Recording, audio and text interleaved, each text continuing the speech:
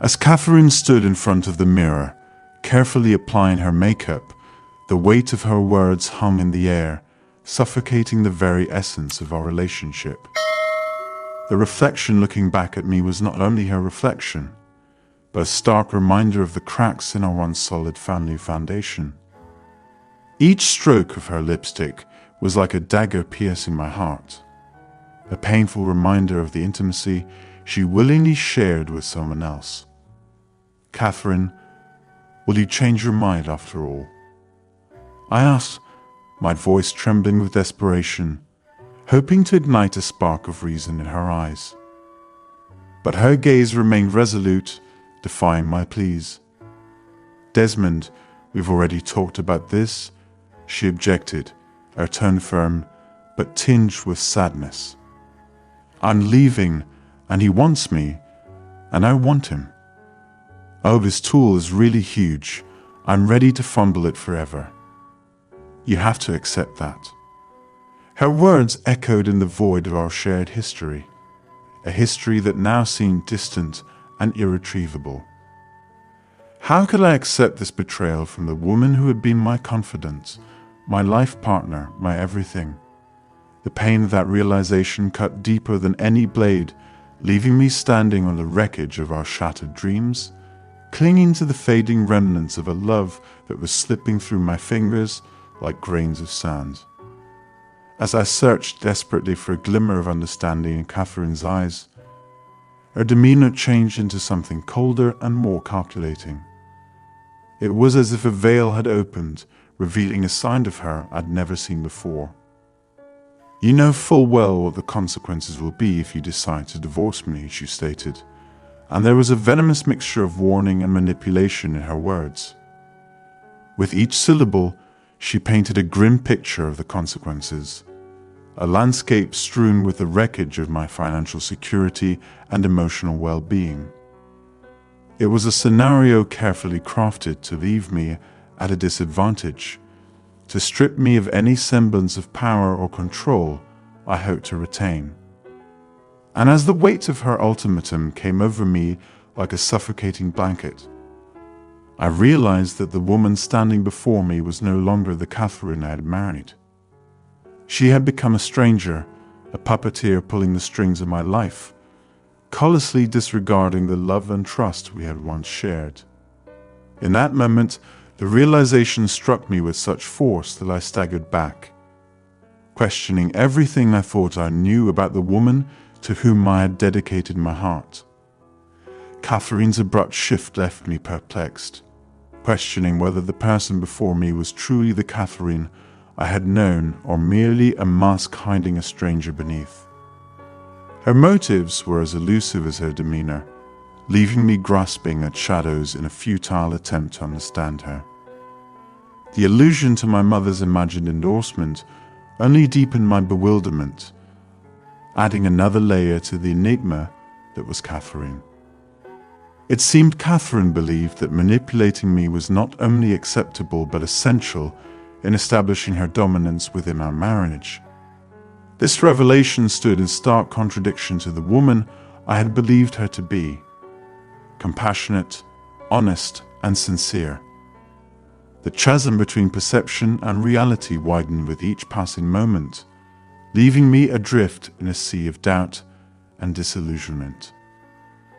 Catherine's words cut through the air like a sharp blade, each syllable laced with a bitter reminder of the power dynamics she sought to impose upon our relationship.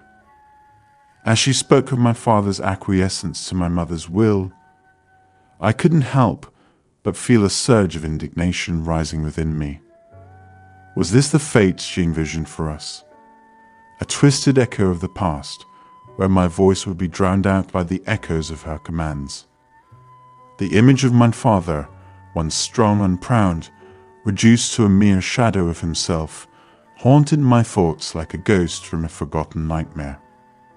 And yet, despite the weight of her words, I refused to be shackled by the chains of conformity. It won't be easy, she conceded, her tone dripping with condescension. But in the end, you will realize that the easiest way is to just accept it. But to me, surrender was not synonymous with ease. It was a betrayal of everything I believed in, a betrayal of the very essence of my being. For I refused to be a prisoner of societal expectations, condemned to a life of silent submission. And as I stood before her, my resolve hardened like steel, a silent vow echoing in the depths of my soul.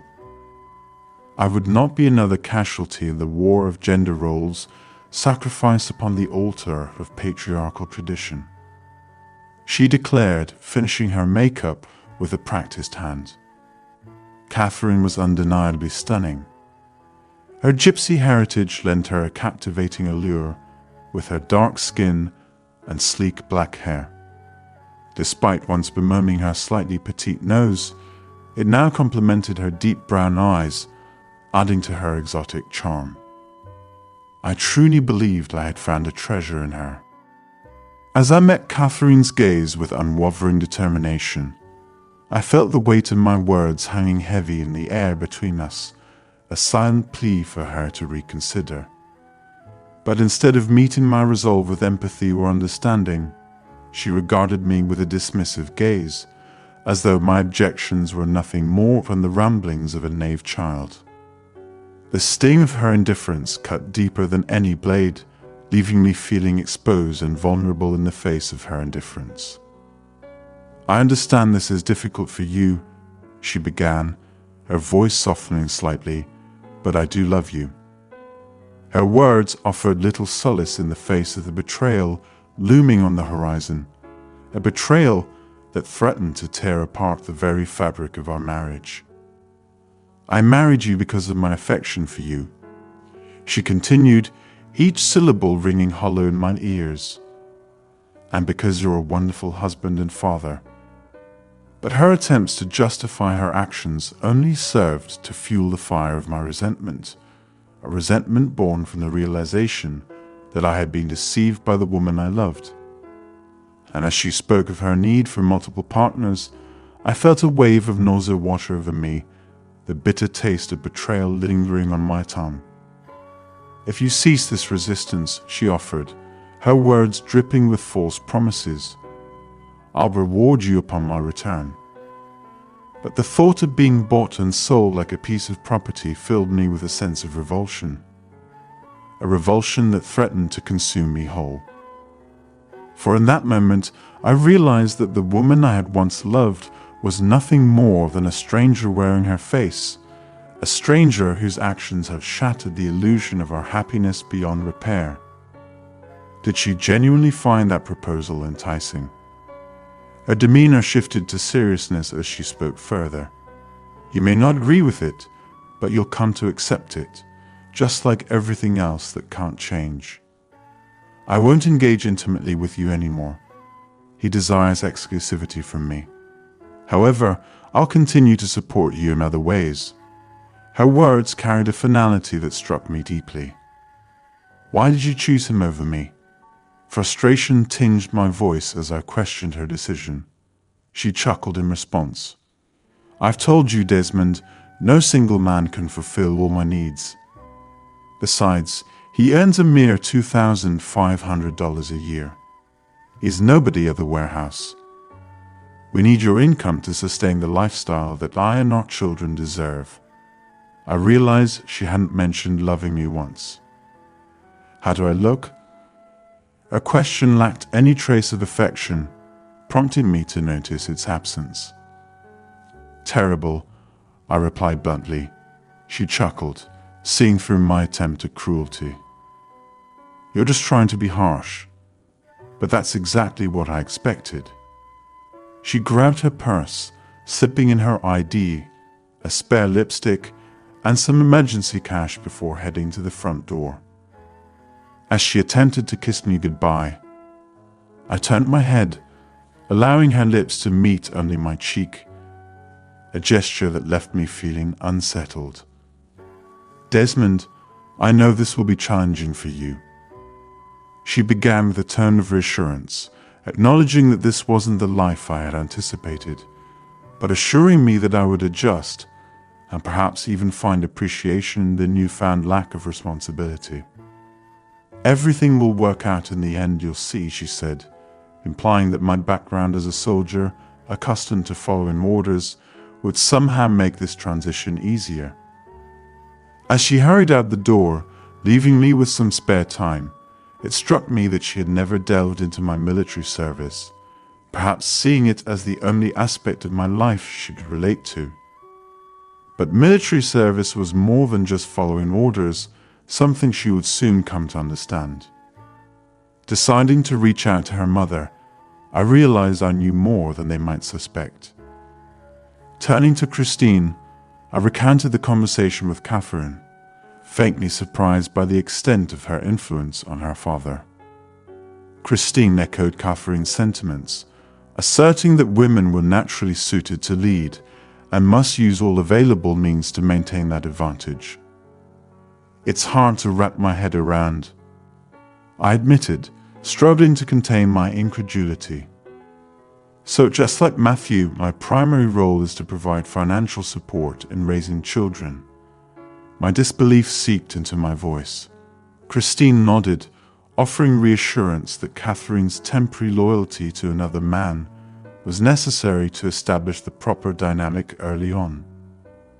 "Once you fully embrace your role, there will be ample opportunities to please her," she said, though her words did little to assuage my growing unease. "In reality, she relies on you as her husband, and societal norms dictate that you're the one she lives with. She needs your support to maintain a clear head and effectively manage the family." Christine continued, emphasizing the significance of my role. "You articulated it perfectly," I replied, appreciating her clarity. "It truly makes sense. I'm grateful I could help clarify the situation. I understand it might seem harsh and like a significant change," Christine acknowledged. "However, you'll quickly adapt and may even find fulfillment in the role you're assuming." "I'm confident you're correct," I replied, "but please ensure the girls are in bed by 9:30. "Of course, Desmond," Christine responded. "I'm happy to respect your wishes in that regard. We women are not unreasonable. Don't hesitate to reach out if you have further questions. Perhaps I can provide answers clearer than Catherine." As Christine involved herself further, I couldn't shake the feeling that there would be consequences. While she wouldn't face physical harm, the emotional repercussions would be significant. I was well aware of Catherine's intentions, and Christine's involvement would not go unnoticed. Catherine's trust in me was misplaced. She assumed I would passively accept the unfolding events. However, her behavior hinted at forthcoming changes, prompting me to reach out to a select group of comrades, each excelling their respective fields. Peter, the sharpest among us, possessed extensive knowledge of surveillance and electronic security from his time in reconnaissance units abroad. He tapped our phones, intercepting Catherine's conversations through her car, purse, and cell phone, accumulating a trove of audio recordings capturing her discussions with her mother, friends, and lover regarding their schemes. I suspected that some of her associates might also be contemplating similar actions, depending on the outcome of Catherine's endeavors. Freddie, skilled in intelligence work, ranked among the top computer hackers. Elliot, now an executive director overseeing extensive overseas business, had access to the company's private jet, which he could utilize with minimal oversight. Then there were Aiden, Anthony, and Christopher, known as Chris within our group. These men were adept fighters, skilled in various weapons and marksmanship, each operating at a high level of proficiency. The plan commenced at 10:40 p.m., with my request for the kids to be in bed by 9:20 serving as an integral part of the strategy. I packed several suitcases for myself and the children, prioritizing items of personal and sentimental value, while ensuring clothing was included. The bulk of our luggage consisted of toys for the kids. Clothing could easily be replaced once we were settled. Before leaving, we made one final trip to visit relatives. Pulling up in front of Christine and Matthew's house, I observed its darkness except for the glow emanating from the living room where Catherine's parents were watching TV. Stepping out of the car, I located Chris, who was keeping a watchful eye on the house. Aidan quickly briefed me. The kids were tucked in by 9:20 and likely asleep within 20 minutes. The occupants had been watching TV since 10:15. The husband made a few trips to the kitchen for drinks and snacks, but that's about it so far. We're ready to proceed. Just give the word. Let's do it, I replied decisively. Advancing toward the house, the team's presence would have gone unnoticed to any unsuspecting observer. They relied solely on manual tools. No automation was necessary for this operation. Meanwhile, I stood back, carefully observing the living room, noting how the team entered and swiftly subdued Christine and Matthew. Eventually, I made my way to the front door and stepped inside. Christine's voice filled the air, pleading, "Please don't harm us. You must have the wrong people. We haven't done anything. Our granddaughters are sleeping in the next room. Please, just let us go. We won't tell anyone." As she noticed my entrance, she fell silent, her eyes filled with fear and confusion. "What's happening, Desmond? Is Catherine behind this?" she asked, her voice trembling. "If you don't let us go, Desmond, what's going on?" Her questions were met with a tone she had never heard from me before, catching her off guard. "Neither you nor Catherine can stop this," I responded firmly. "I suggest you listen to what I have to say. Save your questions until the end." While we conversed, Chris calmly and efficiently tied them to chairs in the dining room. These men were truly experts of their craft. Christine and Matthew would remain bound until someone released them or they managed to break free. "Christine, Matthew, I've made a decision," I began, my tone resolute. "I refuse to accept the future you and your daughter are trying to dictate to me, no matter how tempting it may be to live my life in servitude to her and shift all responsibility onto her. I simply don't believe it will work for me," I declared, my sarcasm evident. "I've been aware of your little scheme for some time now, and I've taken my own precautions. Since you've been complicit in it, essentially supporting her, well, that means you'll face some consequences too." "And what might those consequences be, Desmond?" Christine interrupted sarcastically. "Christine, I asked you to hold your questions until the end," I replied sternly. "I'll provide all the necessary information, but since you've asked, I'll answer that question now. In my view, the consequence that will hurt you the most is that you'll never see your granddaughters again, Desmond," I stated firmly, my heart heavy with the weight of my decision. "No, please, no, you can't do that, please don't," Christine pleaded desperately, her voice filled with anguish. I raised my hands to halt her rambling. "I can and I will, but Catherine is still young. Perhaps she'll find a replacement for you." Suddenly, Christine became aggressive, attempting to seize control. "We'll find you, Desmond. We won't spare any expense to track you down. You know we have money. You'll regret this." "You can try, but you're mistaken about one thing. You don't have any money," I retorted calmly. Christine's incredulous expression begged for an explanation. "One of the consequences of never seeing your grandchildren again is that certain measures were necessary to prevent you from taking that action," I explained regretfully.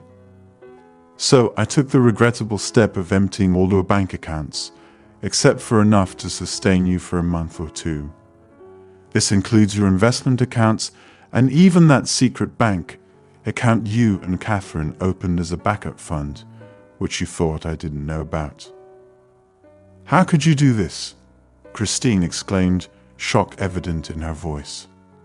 As you can see, it's evident that you underestimated the resources available to me due to my military career. That's how I gained control of almost every penny of yours, including cash advances on all your credit cards. I continued, maintaining my composure. Before you even consider coming after me, you'll have to contend with an overwhelmingly crushing debt load. Matthew, I hope retirement isn't in your plans anytime soon. Matthew remained silent, his gaze fixed on me. Perhaps a part of him hoped I'd extend an offer to take him along. The silver lining is that you'll be together, I added. Catherine won't be able to afford the house since she doesn't work, and even selling that property won't yield much. Her credit cards are cancelled, and yours are nearly depleted. You won't have enough funds to attract attention in searches, so she'll have to move in with you. Maybe between the three of you, you'll make it work. We'll still find a way. Just wait. I'm looking forward to it, Christine declared defiantly. In fact, I'll give you a little hint to assist you. Don't bother searching within the US. We won't be here, and don't bother looking for Desmond Murphy or Jackson after tonight. These identities won't exist, at least on paper. With nothing else to say, I excused myself and went to wake up the girls. Daddy, they exclaimed in unison as they stared at me. We packed their belongings, and I explained that we were going on a little trip. They seemed excited, mentioning how Mom must be excited too. I assured them we would discuss it later. We headed to the private airstrip where Elliot's corporate plane awaited us. Aiden would take my car to a local motel, a strategic move to throw off any pursuit once on board. The girls were fascinated by the space, a far cry from a commercial flight. We settled in, and as we flew, I explained to them that things had changed and we wouldn't be seeing Mom, Grandma, and Grandpa anymore. We discussed their new names and where we'd be living. Though they were initially sad and tearful, I was confident they'd adapt. After all, they were still young. Catherine arrived home from her date at 4:20 in the morning, feeling a mix of emotions. It wasn't a romantic entanglement. They had simply met at a bar, had a few drinks, and then headed back to his place. Tonight was enjoyable, she reflected, not just because of the guy I initially met, but also because we picked up a couple of his friends at the bar, so it turned into a group hangout. Desmond needed to understand that I required more than he could provide. It wasn't a criticism of him. No man could fulfill all my needs. I hadn't felt truly content for a long time until tonight. She pressed the garage door open a button and waited for it to lift.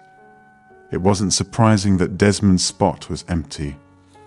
Dad had reacted the same way as Mom had told me she thought, acknowledging the challenge ahead.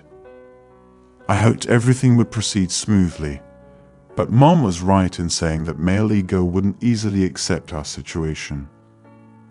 Desmond's absence affected her more than she had anticipated, serving as evidence of her deep love for him. Despite his current thoughts, I knew he would come home soon. His love for the kids was a guarantee that he would come around, wasn't it?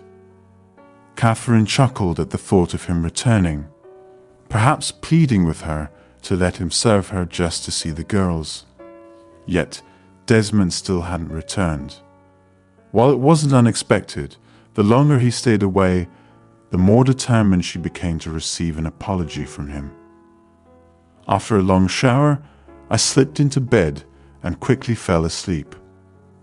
Around 11:10 in the morning, I dialed Mom and Dad's home to check on the girls, but there was no answer. Trying their cell phones next, I was met with silence. It struck me as odd, they usually picked up. Growing increasingly concerned, after 40 minutes of unsuccessful attempts, I decided to drive over to their house. Their car was parked outside, and everything appeared normal. I half expected them to step out, assuming they were busy and hadn't heard their phones ringing. Entering through the front door, I called out, "Mom, Dad." Their response was barely audible, immediately striking me as peculiar. Rushing into the living room, I was horrified to find them both bound to chairs, unconscious. What happened? I hurriedly began untying them, as Mom explained through labored breaths. Desmond took the kids, Catherine. He took them. What do you mean, Mom? I struggled to comprehend the gravity of the situation. Desmond did this to you and then took the girls, she explained. I struggled to comprehend the gravity of the situation. Yes, him and some of his friends. They seemed like soldiers. They barged in, Desmond took the girls, and they left. He said he's leaving the country and will never see them again. The weight of her words left me reeling. Could I have underestimated him so greatly? I never imagined he was capable of such actions. There had to be another explanation. After freeing Mom, I instructed her to sit down and quickly dialed Desmond's mobile phone, determined to resolve the situation. I hoped he would return with my children, or he would regret it. Desmond's story. I anticipated a call from Catherine, and then the phone rang. I let it ring 4 times before finally answering, my heart pounding with anxiety. Hello, where are you? I disconnected the call moments later. The phone rang again, then hung up. She pleaded, disregarding her plea. I hung up once more. The phone rang again, prompting me to speak first. This time, Catherine, this is your final opportunity to converse civilly. If I disconnect again, it will be the last time you hear from me. Understood. I could sense her irritation through the phone as she begrudgingly responded, Yes, I understand. Now what's going on? Why were my parents tied up, and where are my kids? I decided to address her queries in reverse order first. Catherine, you no longer have children. They're with me now, and you won't see them again. Catherine vehemently objected, but I interjected sharply, Watch your language, or this conversation will end promptly. I'm only keeping this line open for one last exchange after a hang-up. This number won't be reachable anymore. If you want answers, you need to mind your tone and listen clearly. Her demeanor shifted instantly. She seemed to think she could still sway me. However, she needed to understand the gravity of the situation, though she was unaware of it. Yet she was mistaken. Yes, I'm sorry, I'm just very upset, she conceded. Imagine how I felt upon learning that my parents and children disappeared. I couldn't help but retort, imagining how I felt when I discovered I'd have to support my wife while she's with other men, being denied children. None of this would have transpired if you had remained faithful, I stated firmly. She attempted to justify her actions, claiming she was merely trying to provoke me into fighting for her. We've been married for 8 years. I didn't have to fight for you anymore, I countered. Just like to feel desired. That's all, she persisted. That's not true, and you know it, I rebutted. Your mother explained everything to me. The role of the provider in children's upbringing may be my reward if I perform my duties well, and all the other men would serve to fulfill your desires. Well, now you're free to try to shift the blame onto someone else, I added, feeling the weight of betrayal. You were foolish to think I'd accept the accusations you're trying to pin on me, I continued, my voice hardening. Desmond, please forgive me. Just give me back my children. I'll do anything, Catherine pleaded desperately. Alas, Catherine, you've shown your true colours, and that's it. As I already informed your mother, I replied sternly, you can attempt to find us, but we live under different names in another country. We possess new birth certificates that don't even indicate you're their mother, so there's no paper trail for you to pursue. I'm actually glad for the first time that my parents died in that car crash. It would have complicated our departure. Goodbye, Catherine, I concluded. With a heavy heart, I disconnected the call, the sound of her cries fading into the distance like a distant memory. As I tossed the phone into the water, watching it sink beneath the surface, I felt a sense of liberation wash over me. For in that moment, I realized that I was freed from the chains of deception and betrayal that had bound me to Catherine for so long. As I turned my back on the life we had once shared, I knew that I was finally free to embrace the promise of a new beginning, untethered by the ghosts of my past. Friends, post your opinion on this story. Have a great day.